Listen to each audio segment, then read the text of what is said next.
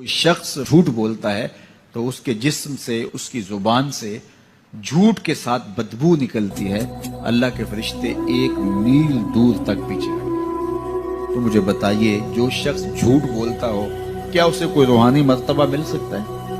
یہ سوچا بھی نہیں جا سکتا، یہ امکانات سے ہی نہیں ہے۔ اللہ کے محبوب علیہ السلام سے پوچھا گیا کہ حضور،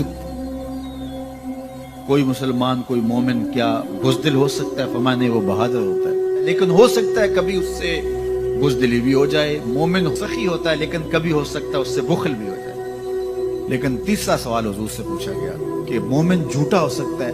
تو اس پہ 2 ٹوکا، نہیں، جھوٹا نہیں ہو سکتا۔ یہ نہیں ہو سکتا کہ مومن ہو اور جھوٹا ہو، وہ سچ بولنے والا ہو۔ تو عقل حلال اور صدق مقال۔ اگر تو سخت پتھر ہے، سنگے خاراو مرمر شبی، چو بصاحب دل رسی، کسی صاحب دل کی صحبت میں بیٹھ گوہر شبی، تو موتی بن جائے گا۔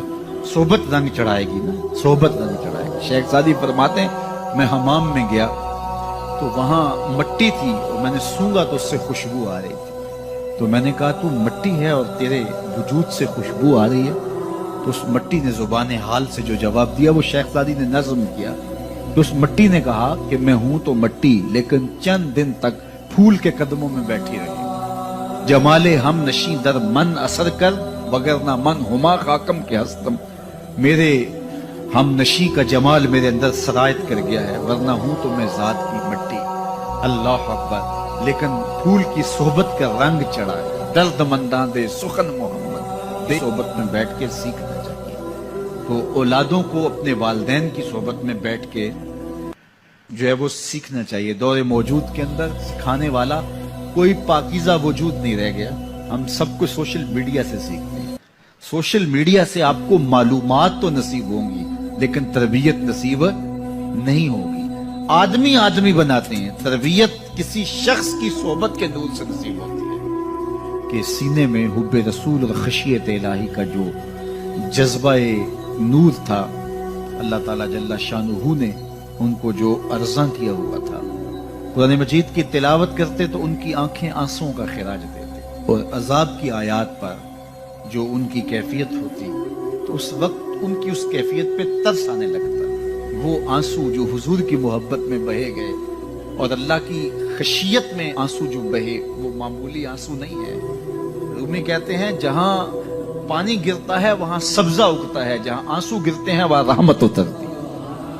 تو یہ کتنی بڑی دولت ہے، اور یہ درد، یہ کیفیت جو ہے وہ اہل اللہ کی صحبت۔ ہمیں بار بار اس بات کی تاکید کرتے تھے کہ میری قبر پکی نہ بنانا اور کوئی عالی شان مزار نہ بنانا۔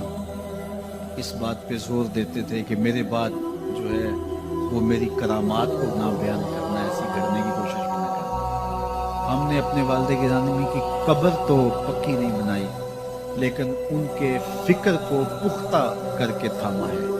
ہم نے ان کا عالی شان مزار تو نہیں بنایا، لیکن یہ مرکز مصطفیٰ ان کے مزار نور پر جو کہ کچا ہے، رحمتوں کے نزول کا سبب اور ذریعہ ہے۔ میرے والد گرامی بعض اوقات میں درس قرآن سے آتا تھا تو یہ مجھے کہا کرتے تھے کہ لوگوں سے پیسے تو نہیں مانگتے؟ تو میں کہتا کہ ابا جی، میں آپ سے وعدہ کیا ہوا ہے، کیسے مانگتا ہوں؟ تو وہ بار بار، کبھی کبھی 10 دن بعد، کبھی مہینے بعد بھی ایسا ہوتا ہے۔ میں کہتا کیسے میں مانگ سکتا ہوں؟ اللہ نے آپ کی دعاؤں کی برکت سے بڑا دیا ہے، تو مجھے مانگنے کی ضرورت کیا؟ اللہ بن مانگے عطا کر رہا ہے۔ جمعۃ المبارک کا دن تھا اور میں درس قرآن پہ تھا، اور اللہ تعالیٰ جل شانہ نے ان کو اس حالت میں اس دنیا سے اٹھایا کہ وہ میرے پہ راضی تھے، اور میری ڈیوٹی درس قرآن کی جو انہوں نے لگائی تھی وہ ڈیوٹی دیتے ہوئے اپنی آنکھوں سے انہوں نے مجھے دیکھا تھا۔